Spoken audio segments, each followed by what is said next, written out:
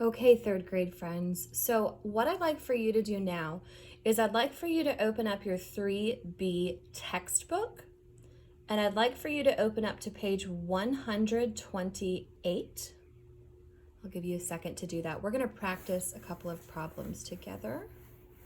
Scoot our board a little bit closer so we have more room. All right, 128. Tiki. There's my cat. He's meowing. He says, hello, good morning. Okay, so we're all on page 128. You're going to see the vocabulary that we've already been talking about this week about simplest form there in your yellow highlighted, okay?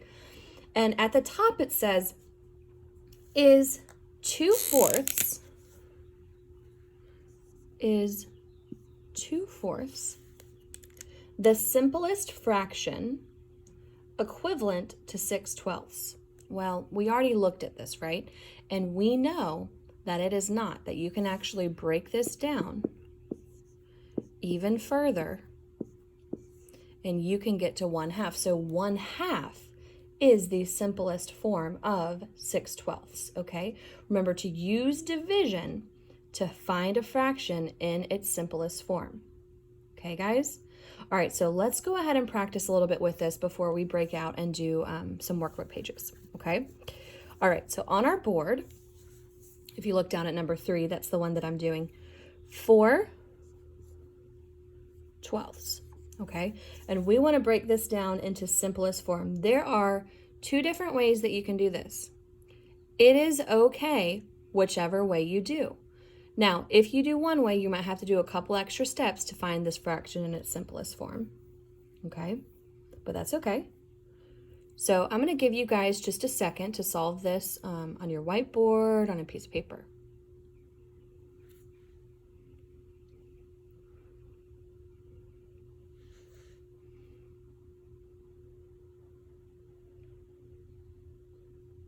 If you want to, you can pause the video. That might be easier.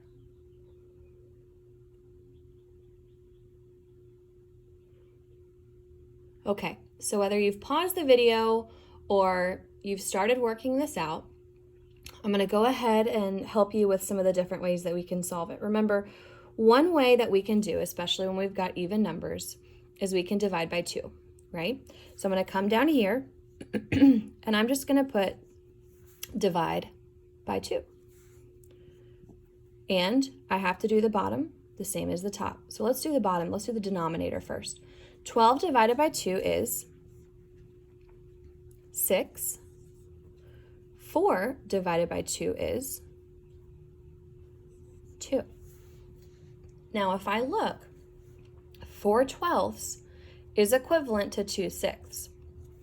However, this is not in simplest form, okay? We can actually break it down a little bit further. So what I can do is I can then put 2/6 down here. They're both even numbers. And I can divide those by 2 again. 2 divided by 2 is 1. And 6 divided by 2 is 3. This would be the simplest form of 4/12. So you can do it, divide by 2, boop, and then you can divide by 2 again to find your simplest form. But watch this. Remember how I said there were 2 ways to get it? Let's look at method 2. Either way is going to get you the same thing. One just takes a little bit longer than the other.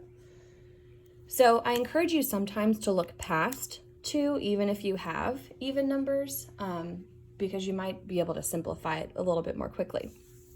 So let me show you that way. And some of you may have done it this way. So we've got 4/12, and then we need to go ahead and simplify this into its simplest form. All right. They already kind of gave you a prompt in the blue circles on your textbook of what you need to divide it by in that second problem there with a cycle. So it shows you that you need to divide by 4, right? Which is the same thing because we just divided by 2 twice the first time. This time we're just going to divide by 4 and just knock it out and get our simplest form. But it's okay if you need to do it in different steps. So 4 divided by 4 is 1. And 12 divided by 4 is 3. So 4/12 is equivalent to 1/3. And this, my friends, is your simplest form. This cannot be broken down anymore. There are no factors that are going to go into both of these numbers. Okay, so this is going to be your simplest form. All right, my friends, go ahead and take a look at your next page on 129 in your textbook. Now this one has some pictures, right? So if you look at number 1 at the top, you've got a picture that has 2 little bars shaded, and then you have 7 bars total. So that's why your fraction at the top is 2/7. Now, when you look at the rectangle next to it, you've got more slices than in your first one, right? There are only 7 slices in that first rectangle. But in that second rectangle, how many slices total are there? How many slices total are there? Go ahead and count those. Pause this video. Good job. There are 14 total slices, so that's going to be my denominator. Now, go ahead and count how many shaded boxes you have. Pause the video.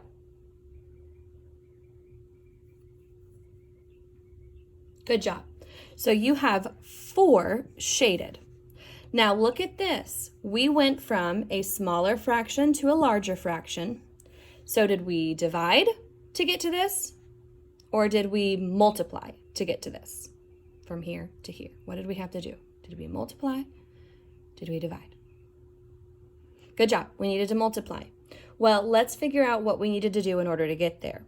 What did we multiply in order to get from 7 to 14? We multiplied times 2, and we had to do the same thing to the numerator. 2 times 2 is 4, and 7 times 2 is 14. Okay, so we just multiplied to get to that equivalent fraction. 2/7 is equivalent to 4/14. Now take a look at number 2 with your circles. On this one, you have 4/8. They've already given that to you in your textbook because you have 8 total slices in your pie, and 4 of those slices are highlighted red, which shows you that that should be your numerator, okay? Now, they're wanting you to show the fraction for what the second circle is. Oh, now look at this one. It's opposite than what we did first. Are we getting smaller or are we getting bigger? Okay, we do not have as many pieces as we did in the first one, so we're getting smaller. Count the total amount of slices you have on that piece of pie for number 2. Good. We have 4. And how many slices do we have that are highlighted red? Good. 2. How did I get from 4/8 to 2/4? Did I multiply? Did I divide? On this one, I did division. 8 divided by 2 is 4. 4 divided by 2 is 2. So 4/8 is also equivalent to 2/4. Okay? Now, on number 3 in your textbook, you are going to find the first 8 fractions that are equivalent to 5/6. Okay? Now, can I break down 5/6 anymore? Could I divide by 2? No. Could I divide by 3? No. There are no factors that this numerator and denominator have in common. So that shows me that I am going to need to multiply. I am going to need to find multiples. Everybody say multiples. Multiples of 5 and 6 that they have in common. Well, to start us out, I know that 2 is a multiple of 5. That means I can do 5 times 2. I can do 6 times 2. Both of those give me an answer, right? 2 is a multiple of those. I want you to get familiar with that word, multiple. All right, so for my first one, it says 5, 6 equals. I know we just found that 2 is a multiple. So what is 5 times 2? 10. 6 times 2? 12. Okay, then take it a step further. All right, so go ahead and see if you can find the rest of the fractions that are equivalent to 5/16. Go ahead and pause the video.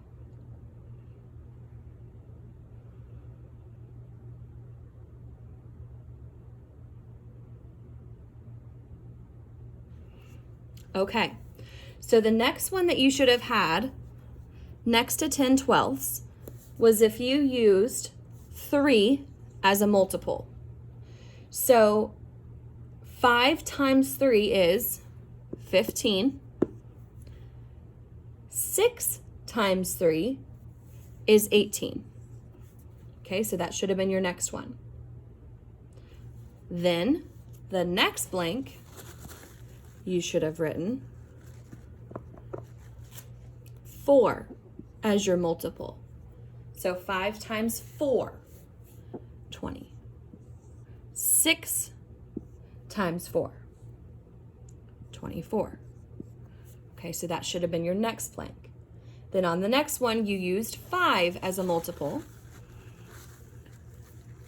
and you would have gotten 25 30ths, because 5 times 5 is 25, and 6 times 5 is 30, right?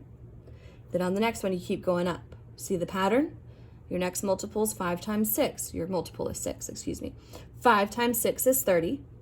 6 times 6 is 36. Then you go to your next multiple. You go to your 7. What is 7 times 5? 35. What is 7 times 6? 42. Okay? Then you go to your 8. 5 times 8 is 40. 6 times 8 is 48. Then your last one, 9s. This is good math practice, my friends. So 5 times 9 is 45.